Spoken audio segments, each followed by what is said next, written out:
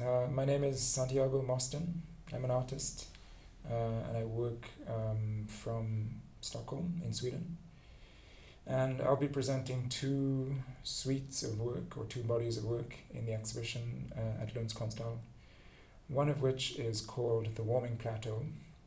and it's a film and installation project which I did on the island of Tobago.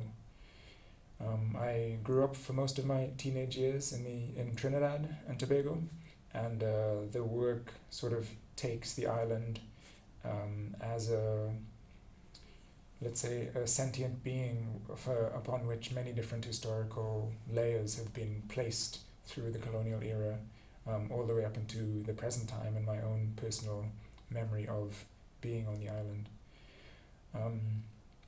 The installation consists of a main 16mm film work and a number of plants which form a map of a piece of land which was explored in the film on Tobago.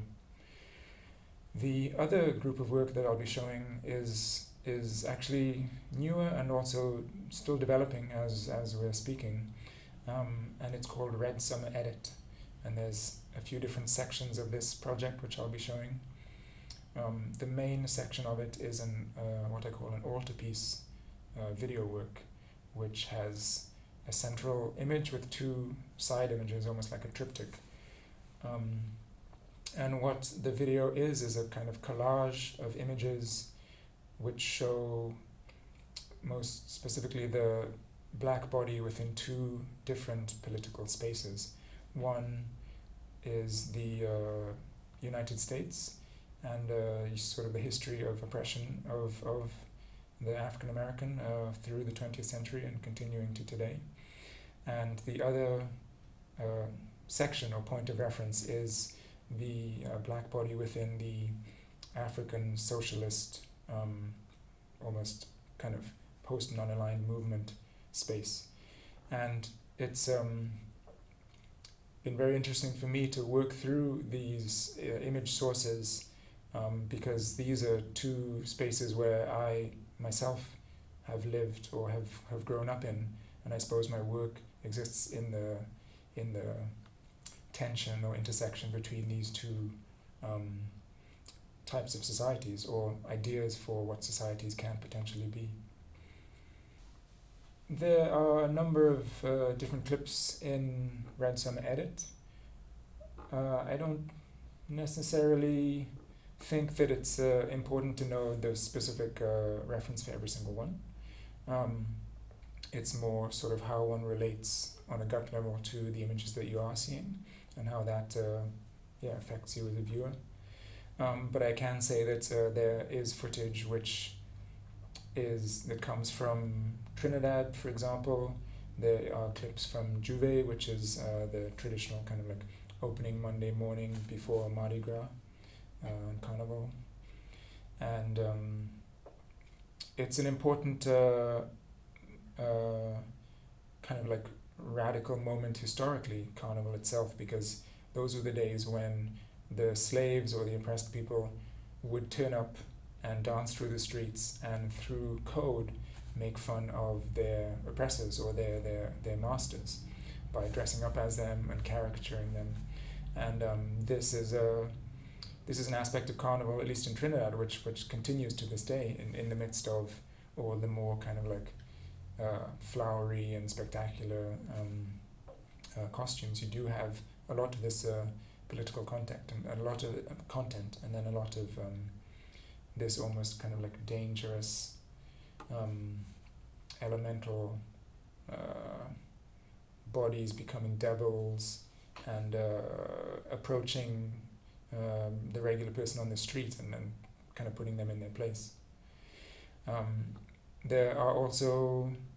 there's footage of bodies which are choreographed in the act of a power exchange. There are clips from Donald Trump's presidential inauguration in the United States, as well as clips from military parades in Zimbabwe, which I remember seeing as a child growing up there. There are clips from television footage in Trinidad and Tobago in 1990, which was the first year that I lived there, showing the surrender of the Jamaat al-Muslimin, which was a extreme Islamist group that actually took over the country. And this was my first memory of the island of Trinidad, or Trinidad and Tobago, was moving there from Africa and then the government being taken over and having no idea what this context was. And so these images exist for me in a way which I've tried to kind of layer and juxtapose with one another, that presents almost a meditation on that gap, that break between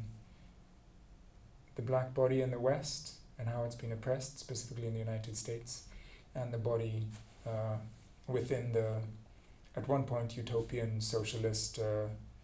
revolutionary struggles and spaces in Southern Africa. In the Red Summer Edit wall pieces, the backdrops are printed on sort of very simple quality Photoshop, Xerox quality paper, which is pasted up by hand on the walls. So you do see some of the creases and sometimes little slight rips in the paper that are pasted back up. And the image quality itself, they're black and white images. They are quite sort of dusty almost and matte, and something which feels very tangible.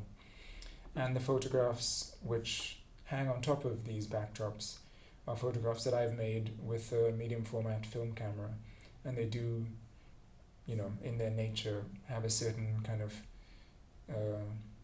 shine to them, or clean aesthetic. They are framed without glass,